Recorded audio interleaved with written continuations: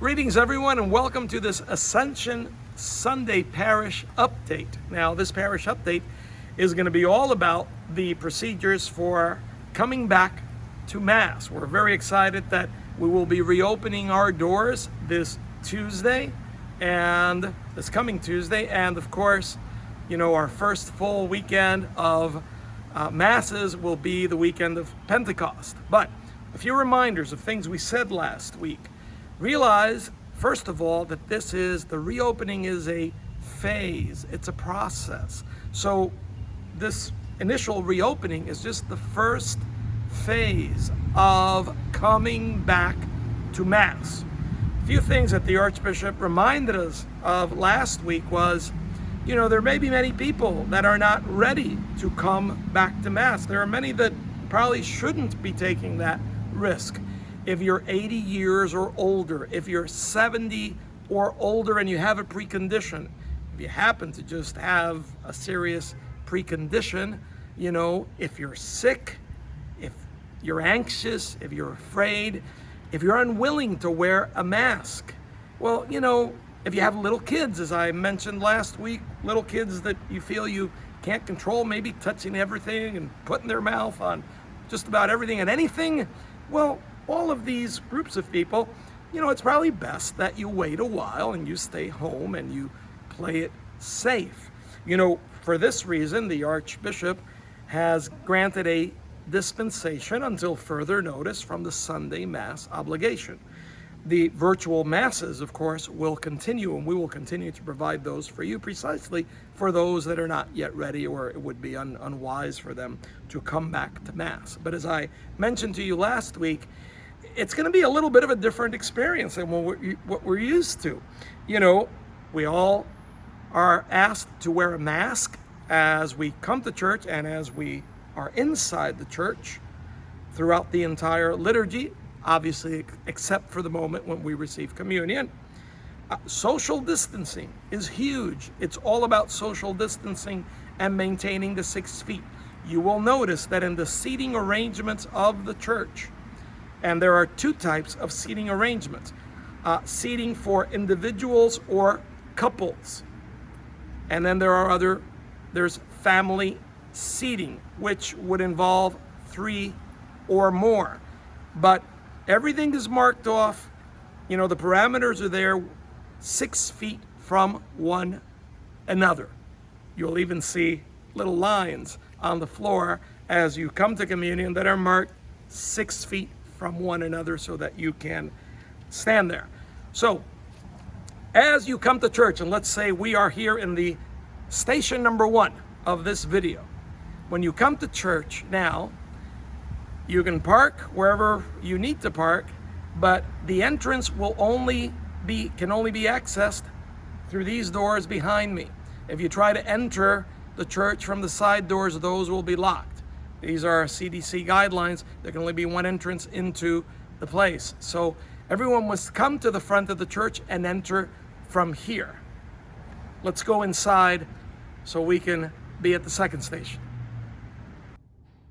Well, here we are at Station 2. Welcome to the Church of the Epiphany. The first thing you'll notice, of course, is that the central aisle is blocked off. This is for practical purposes. So upon entrance, you have the option of either going right or left. It doesn't matter which way you choose to go because you will have access to both types of seating regardless of the direction that you go in. One of the things that you will notice as soon as you come in on either side, you have a station with hand sanitizer, right? With sufficient social distancing for those who wish to sanitize their hand. And again, remember, everyone should walk in here with a mask on. Let's go to Station 3. Let's turn the corner and show you what you're going to see next. Well, here we are at Station 3. We've just turned the corner, and then you will see, one of the first things you'll notice as you look at the columns, is that the columns, the same thing on either side, say singles and couple seating only. The main nave of the church is reserved for individuals or couples to sit in each assigned sitting spot. And the way that it's arranged is Every other pew, to maintain the social distancing, is blocked off. You will see this barricade, right, on every other pew, on the pews where you cannot sit. There will be signs, which we're going to show you in a second, okay, where you can sit, that will mark exactly where you are to sit. So if you're looking for family seating, you say, oh my gosh, where is it? But immediately as you walk in, you will see a couple of signs with an arrow that point towards family seating, and you can probably figure out that family seating will take place on the lateral sides of the church. So let's go there next. Well, here we are at the next spot. We're really at the crossroads where the family seating section begins, and you can see these signs that say family seating only. You'll also see some signs beyond this by the choir room, which will also be used for family seating only. And of course, here in this particular juncture, you also can hang a right or a left on the other side and go to individual couple seatings. Let's take a look at what the actual signage is for the places where you can sit. Let's go there now. So let's say that I come by myself to Mass and I want to find a seat. So you can see the signage there. It says sit here. It reads single/couple. So I pick my seat. I come. I sit. If I happen to come with someone else from the family and there's only two and we wish to sit together, here I am. Here's my wife, my kid, whoever. My grandmother. Grandma probably shouldn't be coming to Mass yet, but that's how that works. Okay, let's go to family seating. Let's say that Snow White and the Seven Dwarfs decide to come to Mass. And so they found the family seating section, and there are two signs on each usable pew for the family seating section that say, sit from here in this direction. One has an arrow facing this way. There's 6 feet to the other side, and the arrow on the other side that says sit here in this direction, the arrow is facing that way. So these two groups can be 6 feet apart. So Snow White comes in. She can sit as far as the sign goes, and the dwarfs start filling up the pew. But you say, boy, even though they're dwarfs, you know, they all don't fit there. Well, then you divide the group and you send it to another section if you have that many. But this should easily accommodate a family of 4, 5, 3 definitely. Let's take a look at the next step. Okay, another interesting little wrinkle for Sunday Masses. This little area here behind the sanctuary is overflow for family seating in case we need more family seating. Families come, they don't fit on either side or the choir room. There are available pews here to also accommodate them. They can't visually see the Mass, but at least they're participating in the Mass and they can certainly go up to receive communion. So this is an area we don't want to waste. And with family seating, we can accommodate more people. So we're trying as best as possible to enlarge the capacity in the church. Now that we've shown you the 3 seating areas in the church, I'm counting the one behind the sanctuary as the 3rd one. A couple of other things that you should know about the Mass. The Mass, a lot of its dynamics will be far simpler than what you were used to before. For example, the procession will not be a long procession. The celebrant and whoever, if there is a deacon, will accompany him from the sacristy and go approach the sanctuary the short route. And at the end of Mass, it'll be the same. The celebrant is not to process outside of church. He is to go back to the sacristy. No altar servers are involved in this new liturgy or this temporary liturgy, as everything will be up on the altar. Also, at the time of the bearing of gifts, there is no offertory per se. Since the gifts are on the altar, an offertory procession will not take place. However, what will take place, thanks be to God, is the collection. And because we still have the old school collection baskets with the long handlebars, our ushers can continue to take up a collection as they traditionally have. What churches can't do is pass a basket around. Nothing should be distributed in church that other people touch. So thanks be to God, we never pass the baskets around, but our ushers have always had those long baskets, so the collection will take place as it normally has been. Now, here's a wrinkle. The moment of communion, we're used to, whether it's on the sides or in the middle, we're used to forming two lines to come to communion. We can't do that anymore. There can only be, because of social distancing rules, there can only be one line for communion. So you'll see on the floor, both in the main nave of the church and the side aisles, there are decals that say, "Thank you for practicing social distancing, stay 6 feet apart." These are actual spots where you can stand. They're 6 feet apart from one another so that you keep safe distance as you approach communion. People are not to get all up at the same time. An usher will come around to show you when your pew can approach the communion line.